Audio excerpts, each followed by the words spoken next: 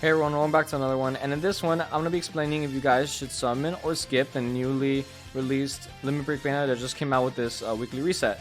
So let's go over the banner really quickly. This banner has 1000 LFZ power, 1000 normal Sparking Z power, Extreme Z power, and slot removers that you can get if you can clear out all the steps. And to clear out all the steps is 5000 crystals. So if you guys would want to spend 5000 crystals on this banner to get 1000 of Z power and 1000 of multi Z power, so a bunch of valuable items, then you could summon for it. And this banner also has LFs, but the thing with these LFs is they have a 0.13 rate, and that's just nearly impossible to pull.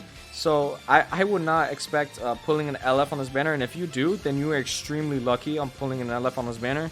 But just this banner, if you spend 5000 crystals on it, you get a lot of valuable items. So you just get 1000 LFZ power, which you can boost up one of your LF characters if you really need it, and 1000 of the normal Sparking Z power that you can boost up with any normal Sparking that you have that you want to get up there. So your question is, should you summon or should you skip this banner?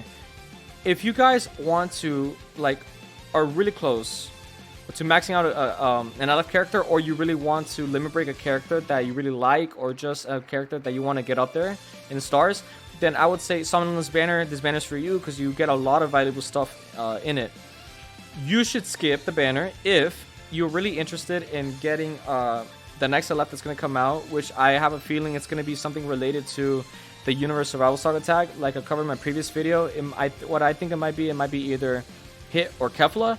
But if it's either one of those two, if you guys really like those characters, or any character, as a matter of fact, from the Universe Survival Saga episode, then I would say skip this banner, and you should wait and go on that banner, because you also get ×2 of the rates and ×2 of the Z power. And maybe there's some LFs on that banner that you are missing, or that you are missing in stars, and you need stars to get them high up.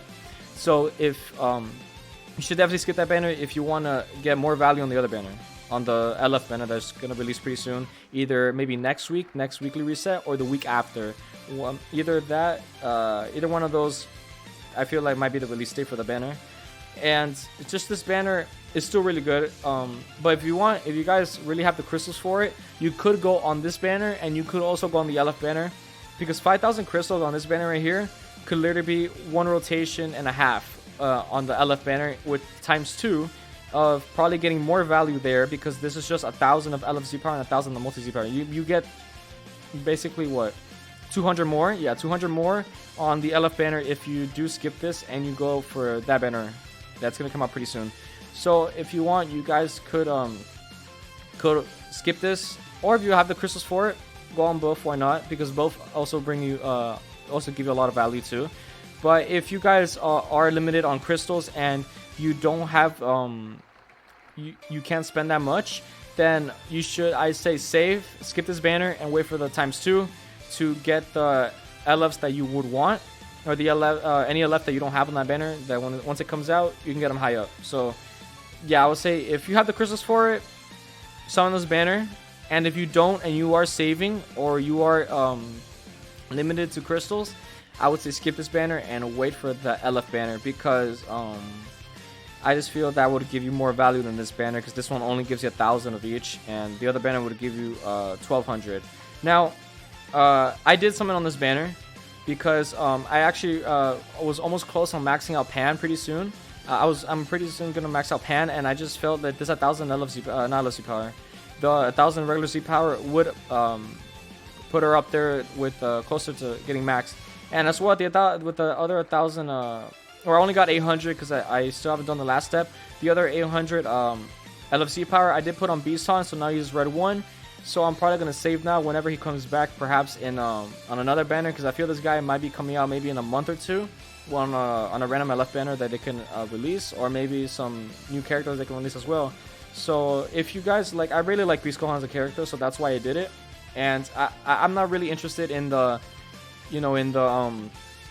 just overall this band. I'm not really interested in the Kefla Hit, which might come out, or any other Universal Saga character that might come out. I'm not really interested in one of those two, so I just felt like I needed a summon on this, because it would also boost up my movie team a bit too. So that's why I did it. I'm not complete with the steps, but that's why I did it, and I got my Beast Gohan, which is one of my favorite characters, by the way, because I just feel that this guy's really cool and just very OP. Even off boost, this guy's still pretty good. So that's why I personally summon on the banner. But maybe it's different for you guys. Maybe you don't have any left that you'd want to you know, Z power, or you don't have or you don't want to, or you don't find the banner interesting.